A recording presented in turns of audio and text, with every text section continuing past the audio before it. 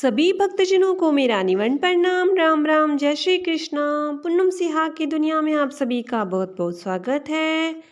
श्रीमद् भागवत महापुराण दशम स्कंद 9वां अध्याय, श्री कृष्ण का उखल से बांधा जाना। श्री सुखदेव जी कहते हैं, परीक्षित, एक समय की बात है, नंदरानी यशोदा जी ने घर की दासियों को तो दूसरे कामों में लगा दिया और स्वयं अपने लाला को मक्खन खिलाने के लिए दही मंथने लगी।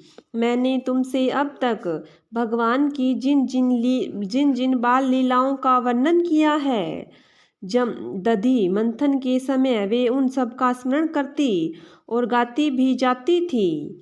वे अपने स्थूल कटी भाग में सूत को से बांधकर रेशमी लहंगा पहने हुए थी। उनके स्तनों में पुत्र स्नेह की अधिकता से दूध चूता जा रहा था और वे कांप भी रहे थे। नेति खींचते रहने से बाहें कुछ थक गई थी। हाथों के कंगन और कानों के कर्णफूल हिल रहे थे। मुंह पर पसीने की बूंदें झलक रही थी। चोटी में गूंथे हुए मालती के सुंदर पुष्प गिरते जा रहे थे। सुंदर भौहों वाली यशोदा इस प्रकार दही मथ रही थी। उसी समय भगवान श्री कृष्ण स्तन पीने के लिए दही मथती हुई अपनी माता के पास आए। उन्होंने अपनी माता के हृदय में प्रेम और आनंद को और बढ़ाते हुए दही की मथानी पकड़ ली तथा उन्हें मंथने से रोक दिया। श्री कृष्ण माता यशोदा की गोद में चढ़ गए। वात्सल्य स्नेह की अधिकता से उनके स्तनों से दूध तो स्वयं झर ही रहा था।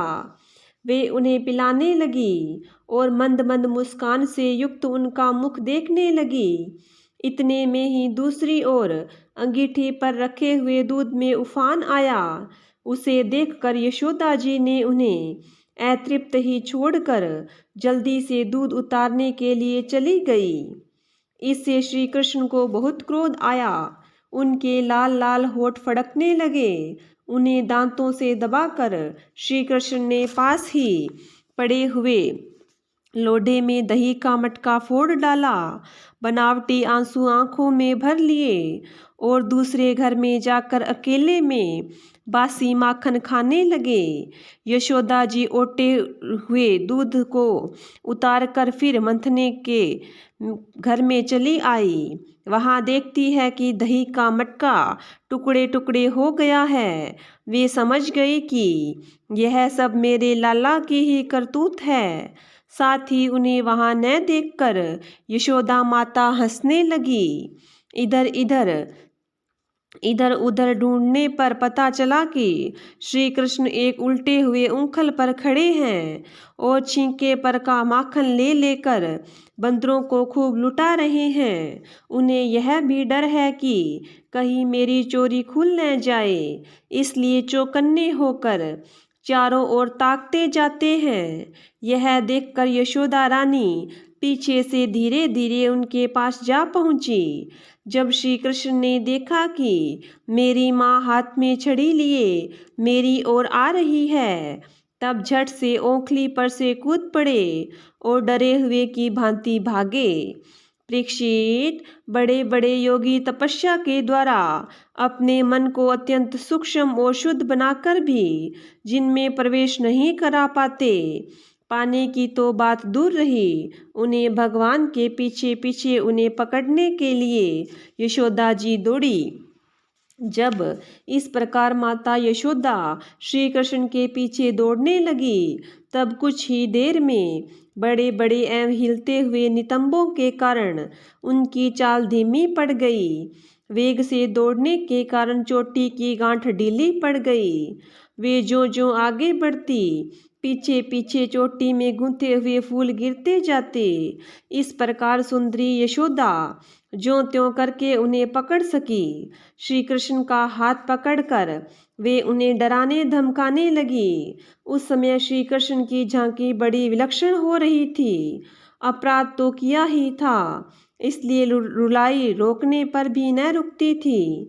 हाथों से आंखें मल रहे थे, इसलिए मुंह पर काजल की स्याही फैल गई थी। पिटने के भय से आंखें ऊपर की ओर उठ गई थी। उनसे व्याकुलता सूचित होती थी। जब यशोदा जी ने देखा कि लल्ला बहुत डर गया है, तब उनके हृदय में वात्सल्य स्नेह उमड़ आया। उन्होंने छड़ी फेंक दी। इसके बाद सोचा कि इसको एक बार रस्सी से बांध देना चाहिए, नहीं तो यह कहीं भाग जाएगा। परीक्षित, सब सच पूछो तो यशोदा मैया को अपने बालक के ऐश्वर्य का पता न था, जिसमें न बाहर है न भीतर, न आदि है न अंत, जो जगत के पहले भी थे बाद में भी रहेंगे। इस जगत के भीतर तो है ही, बाहर रूपों में भी है, और तो क्या जगत के रूप में स्वयं वही है। यही नहीं, जो समस्त इंद्रियों के परे और अव्यक्त है, उन्हीं भगवान को मनुष्य का स्वरूप धारण करने के कारण पुत्र समझकर यशोदा रानी रस्सी से ऊंखल में ठीक वैसे ही बांध देती है जैसे कोई साधारण सा बालक हो। जब माता यशोदा अपनी उद्यमी और नटखट लड़के को रस्सी से बांधने लगी, तब वह 2 अंगुल छोटी पड़ गई। तब उन्होंने दूसरी रस्सी लाकर उसमें जोड़ी। जब वह भी छोटी हो गई, तब उसके साथ और जोड़ी। इस प्रकार वे जो रस्सी लाती और जोड़ती गई, त्यों तो जुड़ने पर भी वे सब 2-2 उंगल छोटी पड़ती गई। यशोदा रानी के घर की सारी रस्सियाँ जोड़ डाली। यशोदा रानी ने घर की सारी रस्सियाँ जोड़ डाली, फिर भी वे भगवान श्री कृष्ण को न बांध सकी। उनकी असफलता पर देखने वाली गोपियाँ मुस्कुराने लगी और वे स्वयं भी मुस्कुराती हुई आश्चर्यचकित हो गई। भगवान श्री कृष्ण ने देखा कि मेरी माँ का शरीर पसीने से लथपथ हो गया है, चोटी में गूंथी हुई मालाएं गिर गई है और वे तो बहुत थक भी गई हैं। तब कृपा करके वे स्वयं ही अपनी माँ के बंधन में बंध गए। परीक्षित, भगवान श्री कृष्ण परम स्वतंत्र है। ब्रह्मा इंद्र आदि के साथ यह संपूर्ण जगत उनके वश में है। फिर भी इस प्रकार बंद कर उन्होंने संसार को यह बात दिखला दी कि मैं अपने प्रेमी भक्तों के वश में हूँ।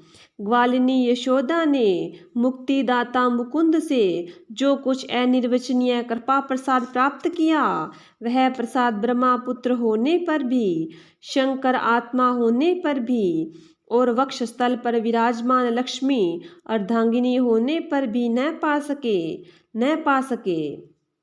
यह गोपिका नंदन भगवान अनन्य प्रेमी भक्तों के लिए जितने सुलभ है, उतने देहाभिमानी कर्मकांडी एवं तपस्वियों को तथा अपने स्वरूपभूत ज्ञानियों के लिए भी नहीं है। इसके बाद नंद रानी यशोदा जी तो घर के काम धंधों में उलझ गई और ऊंखल से बंधे हुए भगवान श्याम सुंदर ने उन दोनों अर्जुन वृक्षों को मुक्ति देने की सोची, जो पहले यक्षराज कुबेर के पुत्र थे। उनके नाम थे नलकुबर और मणिग्रीव। इनके पास धन सौंदर्य और ऐश्वर्य की पूर्णता थी। इनका घमंड देखकर ही देव ऋषि नारद जी ने इन्हें शाप दे दिया था और ये वृक्ष हो गए थे। 10वां अध्याय, यमलार्जुन का उद्धार। राजा परीक्षित ने पूछा, भगवन, आप कृपा करके यह बतलाइए कि नलकुबर और मणिग्रीव को शाप क्यों मिला? उन्होंने ऐसा कौन सा निंदित कार्य किया था जिसके कारण परम शांत देव ऋषि नारद जी को भी क्रोध आ गया? श्री सुखदेव जी ने कहा, परीक्षित, नलकुबर और मणिग्रीव ये दोनों एक तो धनाध्यक्ष कुबेर के लाडले लड़के थे और दूसरे इनकी गिनती तो गई रुद्र भगवान के अनुचरों में। इनसे उनका घमंड बढ़ गया।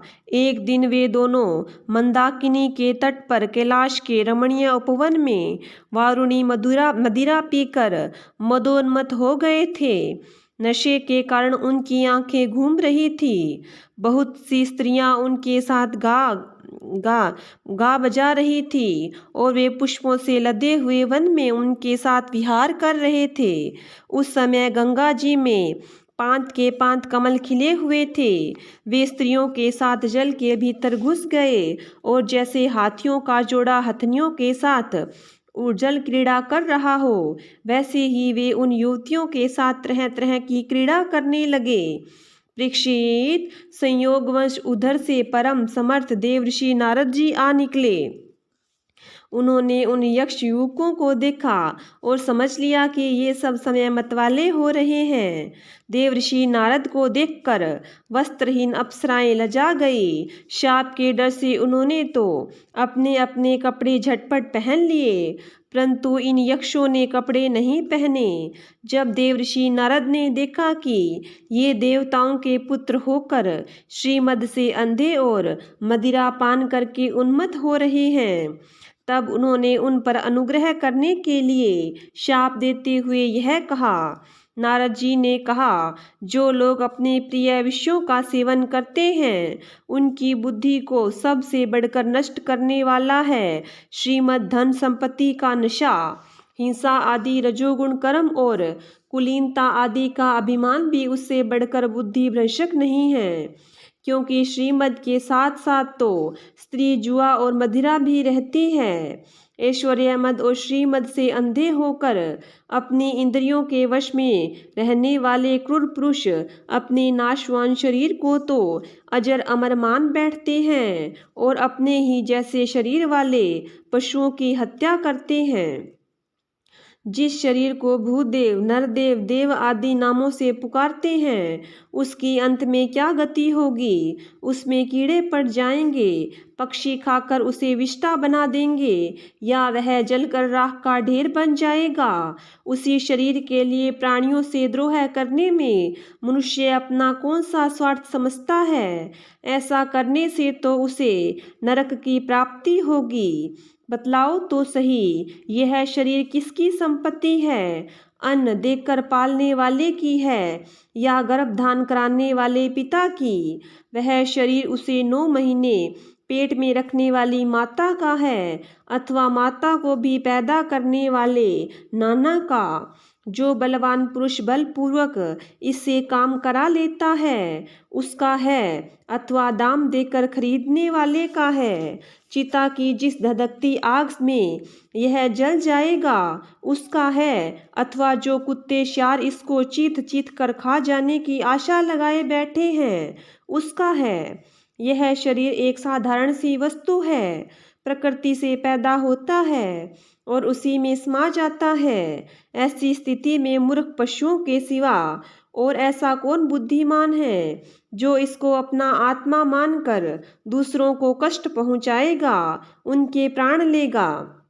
जो दुष्ट श्रीमद से अंधे हो रहे हैं, उनकी आंखों में ज्योति डालने के लिए दरिद्रता ही सबसे बड़ा अंजन है, क्योंकि दरिद्र यह देख सकता है कि दूसरे प्राणी भी मेरे ही जैसे हैं।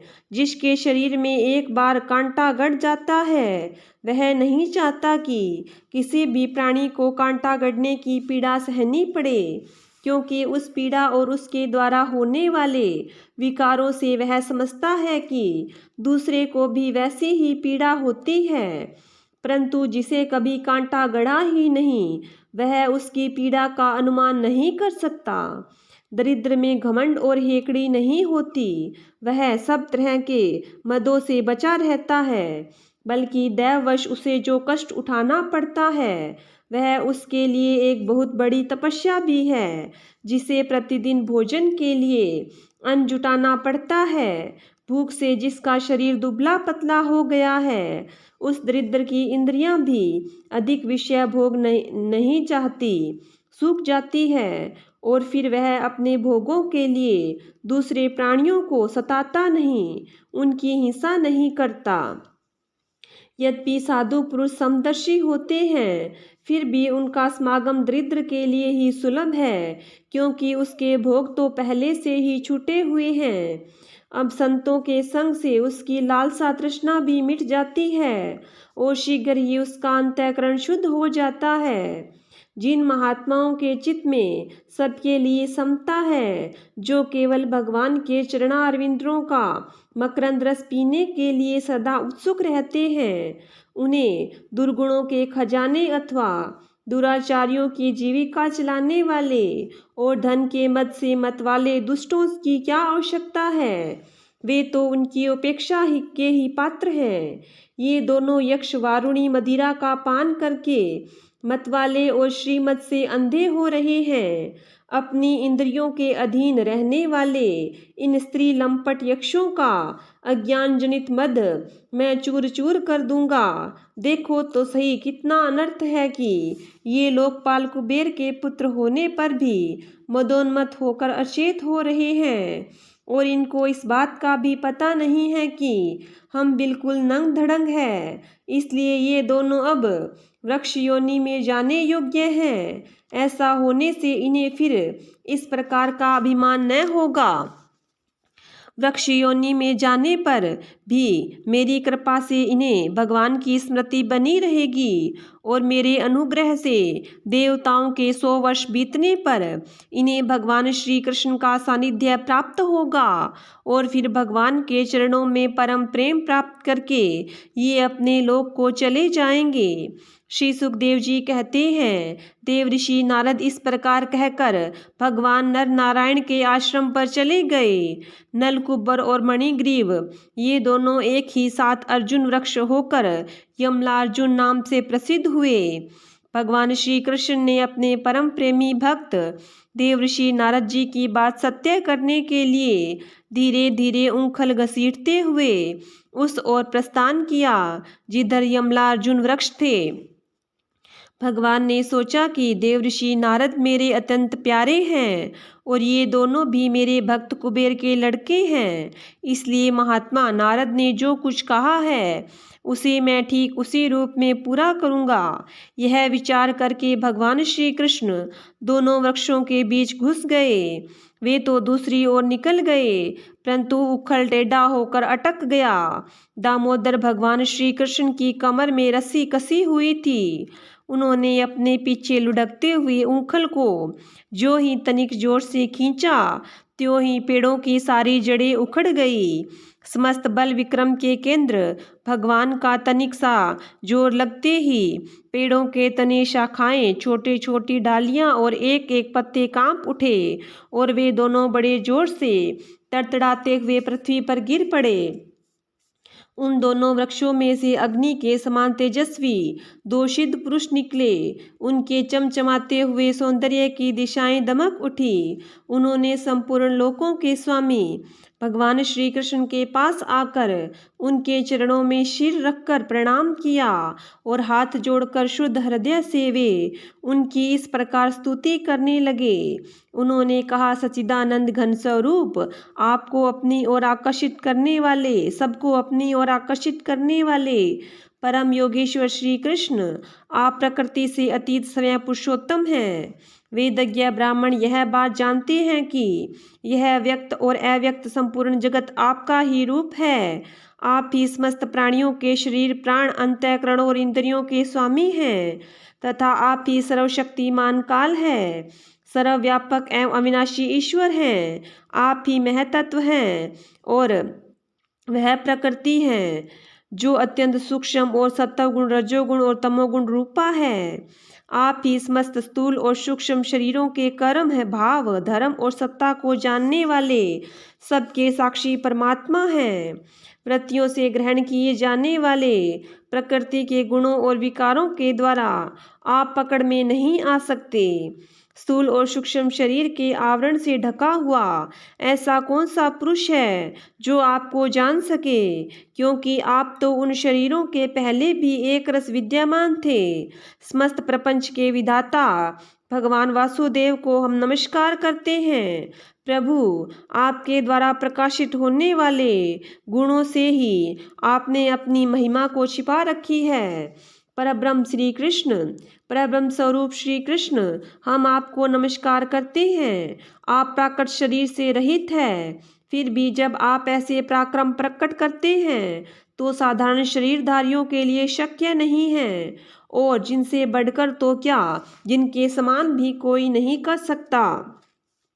तब उनके द्वारा उन शरीरों में आपके अवतारों का पता चल जाता है। प्रभु, आप ही समस्त लोकों के अभ्युदय और निःश्रेयस के लिए इस समय अपनी संपूर्ण शक्तियों से अवतीर्ण हुए हैं। आप समस्त अभिलाषाओं को पूर्ण करने वाले हैं। परम कल्याण साध्य स्वरूप आपको नमस्कार है। परम मंगल साधन स्वरूप आपको नमस्कार है। परम शांत सबके हृदय में विहार करने वाले यदुवंश शिरोमणि श्री कृष्ण को नमस्कार है। अनंत, हम आपके दासानुदास हैं। आप यह स्वीकार कीजिए, देव ऋषि भगवान नारद के परम अनुग्रह से ही हम अपराधियों को आपका दर्शन प्राप्त हुआ है। प्रभु, हमारी वाणी आपके मंगलमय गुणों का वर्णन करती रहे, हमारे कान आपकी रसमयी कथा में लगे रहें, हमारे हाथ आपकी सेवा में और मन आपके चरण कमलों की स्मृति में रम जाए। यह संपूर्ण जगत आपका निवास स्थान है। हमारा मस्तक सबके सामने झुका रहे। संत आपके प्रत्यक्ष शरीर हैं, हमारी आंखें उनके दर्शन करती रहे। श्री सुखदेव जी कहते हैं, सौंदर्य माधुर्य निधि गोकुलेश्वर श्री कृष्ण ने नलकुबर और मणिग्रीव के इस प्रकार स्तुति करने पर रस्सी से उंखल में बंधे बंधे ही हंसते हुए उनसे कहा। श्री भगवान ने कहा, तुम लोग श्रीमद से अंधे हो रहे थे। मैं पहले से ही यह बात जानता था कि परम करुणिक देव ऋषि नारद ने शाप देकर तुम्हारा ऐश्वर्य नष्ट कर दिया तथा इस प्रकार तुम्हारे ऊपर कृपा की। जिनकी बुद्धि समदर्शनी है और हृदय पूर्ण रूप से मेरे प्रति समर्पित है, उन साधु पुरुषों के दर्शन से बंधन होना ठीक वैसे ही संभव नहीं है जैसे सूर्योदय होने पर मनुष्य के नेत्रों के सामने अंधकार का होना। इसलिए नलकुबर और मणिग्रीव, तुम लोग मेरे परायण होकर अपने अपने घर जाओ। तुम लोगों को संसार चक्कर से छुड़ाने वाले अनन्य भक्ति भाव की जो तुम्हें अभिष्ट है प्राप्ति हो गई है। श्री सुखदेव जी कहते हैं, जब भगवान ने इस प्रकार कहा तब उन दोनों ने उनकी परिक्रमा की और बार बार प्रणाम किया। इसके बाद उखल में बंधे हुए सर्वेश्वर की आज्ञा प्राप्त करके उन लोगों ने उत्तर दिशा की यात्रा की। 11वां अध्याय, गोकुल से वृंदावन जाना तथा वत्सासुर और बकासुर का उद्धार। श्री सुखदेव जी कहते हैं, परीक्षित, वृक्षों के गिरने से जो भयंकर शब्द हुआ था उसे नंद बाबा आदि गोपों ने भी सुना।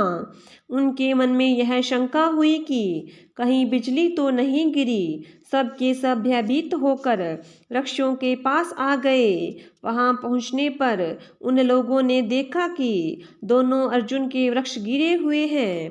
यद्यपि वृक्ष गिरने का कारण स्पष्ट था, वही उनके सामने ही रस्सी से बंधा हुआ बालक उंगल खींच रहा था, परंतु वे समझ न सके यह किसका काम है। ऐसी आश्चर्यजनक दुर्घटना कैसे घट गई, यह सोचकर वे कातर हो गए। उनकी बुद्धि भ्रमित हो गई। वहाँ कुछ बालक खेल रहे थे। उन्होंने कहा, अरे इसी कन्हैया का तो काम है। यह दोनों वृक्ष के बीच में होकर निकल रहा था। उखल तिरछा हो जाने पर दूसरी ओर से इसने उसे खींचा और वृक्ष गिर पड़े। हमने तो इसने इनमें से निकलते हुए 2 पुरुष भी देखे हैं, परंतु गोपों ने बालक की बात नहीं मानी। वे कहने लगे बालकों की बात नहीं मानी और वे कहने लगे, एक नन्हा सा बच्चा इतने बड़े वृक्षों को उखाड़ डाले, यह कभी संभव नहीं है। किसी किसी के चित्त में श्री कृष्ण की पहले की लीलाओं का स्मरण करके संदेह भी हो आया। नंद बाबा ने देखा उनका प्राणों से प्यारा बच्चा रस्सी से बंधा हुआ उंगल घसीटता जा रहा है। वे हंसने लगे और जल्दी से जाकर उन्होंने रस्सी की गांठ खोल दी। सर्वशक्तिमान भगवान कभी कभी गोपियों के फुसलाने से साधारण बालकों के समान नाचने लगते, कभी भोले भाले अनजान बालक की तरह गाने लगते। वे उनके हाथ की कठपुतली उनके सर्वदा अधीन हो गए। कभी उनके आज्ञा से पीढ़ा ले आते तो कभी दुसेरी और तोलने के बटखरे उठा लाते, कभी खड़ाऊ ले आते तो कभी अपने प्रेमी भक्तों को आनंदित करने के लिए पहलवानों की भांति ताल ठोकने लगते। इस प्रकार सर्वशक्तिमान भगवान अपनी बाल लीलाओं से ब्रजवासियों को आनंदित करते और संसार में जो लोग उनके रहस्य को जानने वाले हैं उनको यह दिखलाते कि मैं आपके सेवकों अपने सेवकों के वश में हूँ। एक दिन कोई फल बेचने वाली आकर पुकार उठी, फल ले लो फल। यह सुनते ही समस्त कर्म और उपासनाओं के फल देने वाले भगवान अच्युत फल खरीदने के लिए अपनी छोटी सी अंजलि में अनाज लेकर दौड़ पड़े। उनकी अंजलि में से अनाज तो रास्ते में ही बिखर गया था, पर फल बेचने वाली ने उनके दोनों हाथ फल से भर दिए। उधर भगवान ने भी उनकी फल रखने वाली टोकरी रत्नों से भर दी। तदंतर एक दिन यमलार्जुन वृक्ष को तोड़ने वाले श्री कृष्ण और बलराम बालकों के साथ खेलते खेलते यमुना तट पर निकल पड़े और खेल में रम गए। तब रोहिणी देवी ने उन्हें पुकारा, ओ कृष्ण, ओ बलराम, जल्दी आओ। परंतु रोहिणी के पुकारने पर भी वे आए नहीं, क्योंकि उनका मन खेल में लग गया था। जब बुलाने पर भी वे दोनों बालक नहीं आए, तब रोहिणी ने वात्सल्य स्नेहमयी यशोदा जी को भेजा। श्री कृष्ण और बलराम ग्वाल बालकों के साथ बहुत देर से खेल रहे थे। यशोदा जी ने जाकर उन्हें पुकारा। उस समय पुत्र के प्रति वात्सल्य स्नेह के कारण उनके स्तनों में से दूध चुआ रहा था। वे जोर जोर से पुकारने लगी, ओ मेरे प्यारे कन्हैया, ओ कृष्ण कमल नयन, श्याम सुंदर बेटा, आओ अपनी माँ का दूध पी लो। खेलते खेलते वे थक गए हो बेटा, अब बस करो, देखो तो सही तुम भूख से दुबले हो रहे हो। मेरे प्यारे बेटा राम, तुम तो समूचे कुल को आनंद देने वाले हो। अपने छोटे भाई को लेकर जल्दी से आ जाओ। देखो भाई, आज तुमने बहुत सवेरे कलेऊ किया था, अब तो तुम्हें कुछ खाना चाहिए। बेटा बलराम ब्रजराज भोजन करने के लिए बैठ गए हैं, परंतु अभी तक तुम्हारी बाट देख रहे हैं। आओ अब हमें आनंदित करो। बालकों, अब तुम लोग भी अपने अपने घर जाओ। बेटा देखो तो सही, तुम्हारा एक एक अंग धूल से लथपथ हो रहा है। आओ जल्दी से स्नान कर लो, आज तुम्हारा जन्म नक्षत्र है। पवित्र होकर ब्राह्मणों को गोदान करो। देखो देखो, तुम्हारे साथियों को उनकी माताओं ने नहला धुलाकर मींज पोंछ कर कैसे सुंदर सुंदर गहने पहना दिए हैं। अब तुम भी नहा धोकर खा पी कर पहन ओढ़ कर तब खेलना। परीक्षित, माता यशोदा का संपूर्ण मन प्राण प्रेम बंधन में बंधा हुआ था।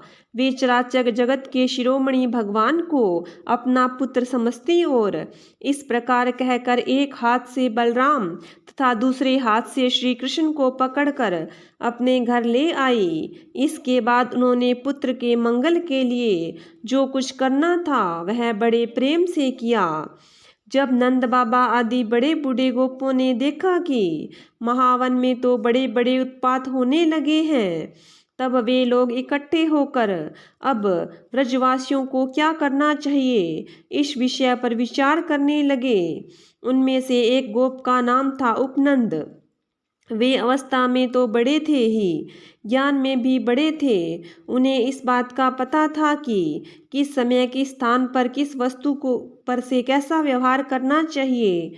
साथ ही वे यह भी चाहते थे कि राम और श्याम सुखी रहे, उन पर कोई विपत्ति न आवे। उन्होंने कहा, भाइयों, अब यहाँ ऐसे बड़े बड़े उत्पात होने लगे हैं जो बच्चों के लिए तो बहुत ही अनिष्टकारी हैं।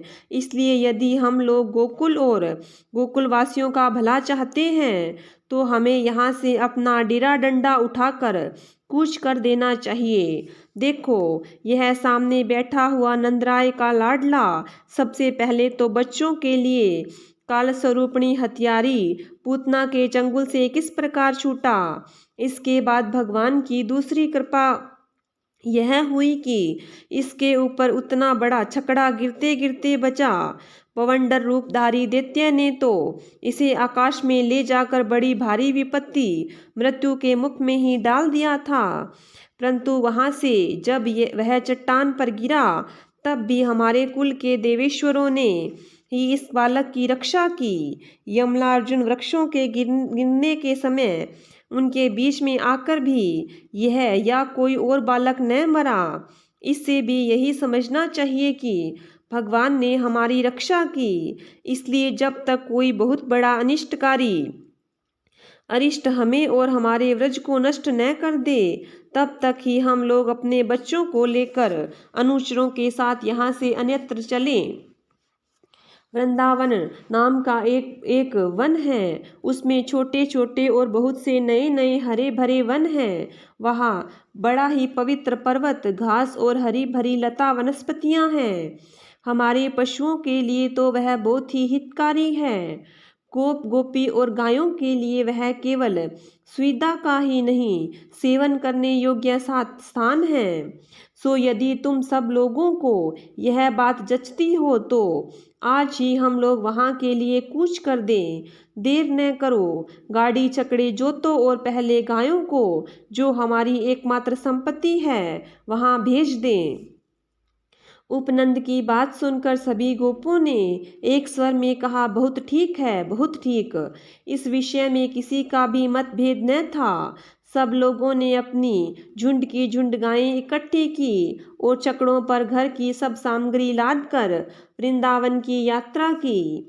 परीक्षित, ग्वालों ने बूढ़े, बच्चों, स्त्रियों और सब सामग्रियों को छकड़ों पर चढ़ा दिया और समय उनके पीछे पीछे धनुष बाण लेकर बड़ी सावधानी से चलने लगे।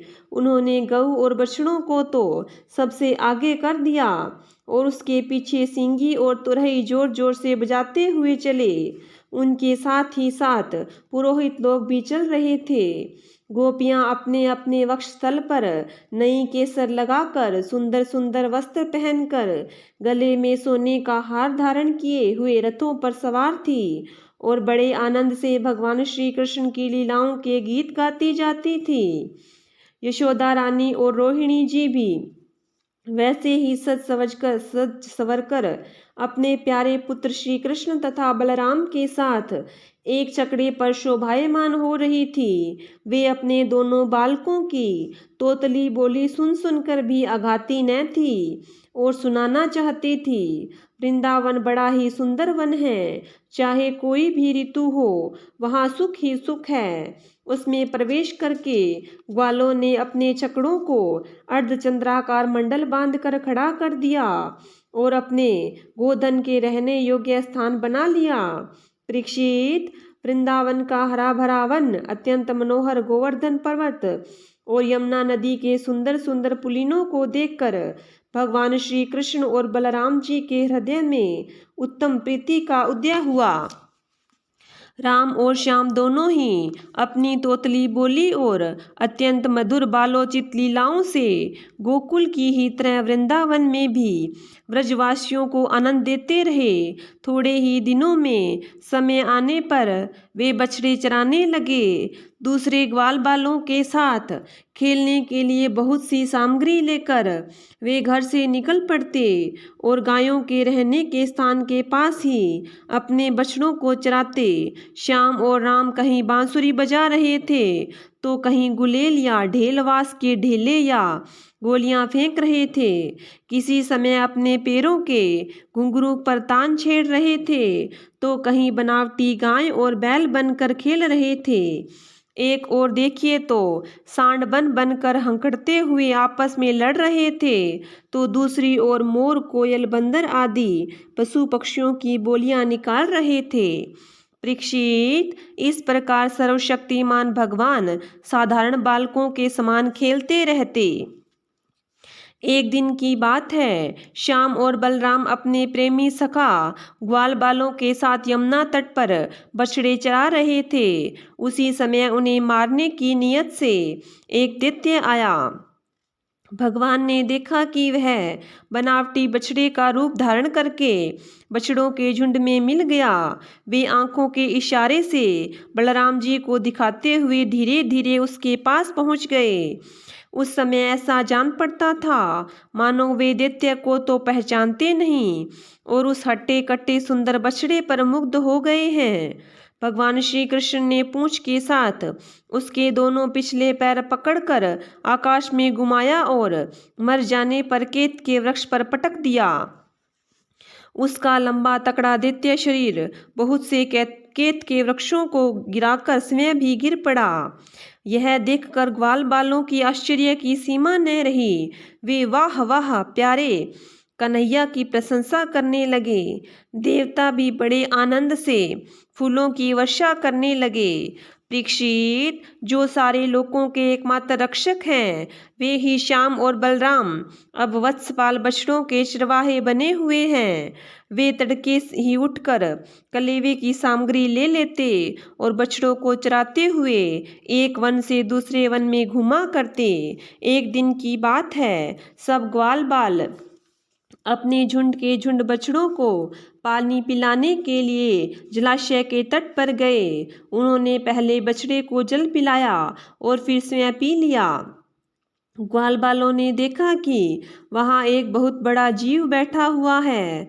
वह ऐसा मालूम पड़ता है मानो इंद्र के वज्र से कटकर कोई पहाड़ का टुकड़ा गिरा हो।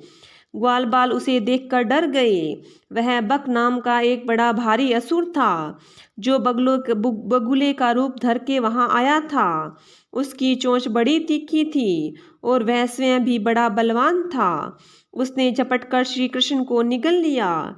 जब बलराम आदि बालकों ने देखा कि वह बड़ा भारी बगुला श्री कृष्ण को निगल गया, तब उनकी वही गति हुई जो प्राण निगल जाने पर इंद्रियों की होती है। वे अचेत हो गए।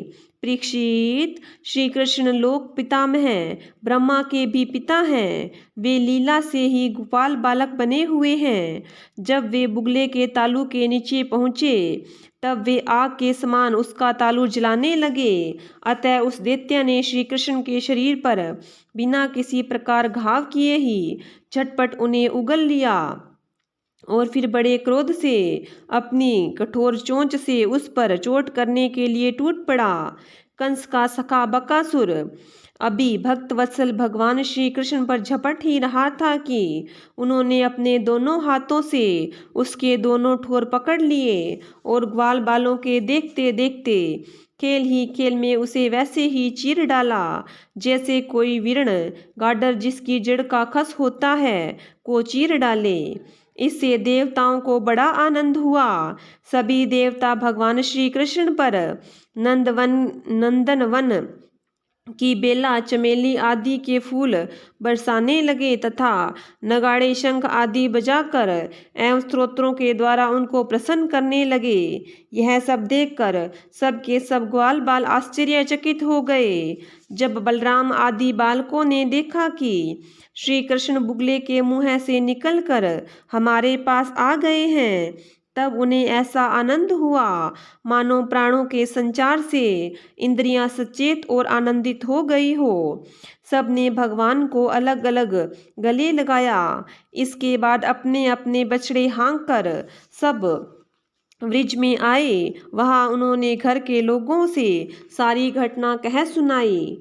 परीक्षित, बकासुर के वध की घटना सुनकर सब के सब गोप आश्चर्यचकित हो गए। उन्हें ऐसा जान पड़ा जैसे कन्हैया साक्षात मृत्यु के मुख से लौटे हो। वे बड़ी उत्सुकता, प्रेम और आदर से श्री कृष्ण को निहारने लगे। उनके नेत्रों की प्यास बढ़ती जा रही थी। किसी प्रकार उन्हें तृप्ति न होती थी। वे आपस में कहने लगे, हाय हाय, यह कितने आश्चर्य की बात है इस बालक को कई बार मृत्यु के मुँह में जाना पड़ा, परंतु जिन्होंने इसका अनिष्ट करना चाहा उन्हीं का अनिष्ट हुआ, क्योंकि इन्होंने पहले से दूसरों का अनिष्ट किया था। यह सब होने पर भी वे भयंकर असुर इसका कुछ भी बिगाड़ न पाते। आते हैं इसे मार डालने की नियत से, किंतु आग पर गिरकर पतंगों की तरह उल्टे स्वयं स्वाहा हो जाते हैं। सच है, ब्रह्मवेता महात्माओं के वचन कभी झूठे नहीं होते। देखो न, महात्मा गर्गाचार्य ने जितनी बातें कही थी सब की सब 16 आने ठीक उतर रही है। नंद बाबा आदि गोपगण इसी प्रकार बड़े आनंद से अपने श्याम और राम की बातें किया करते।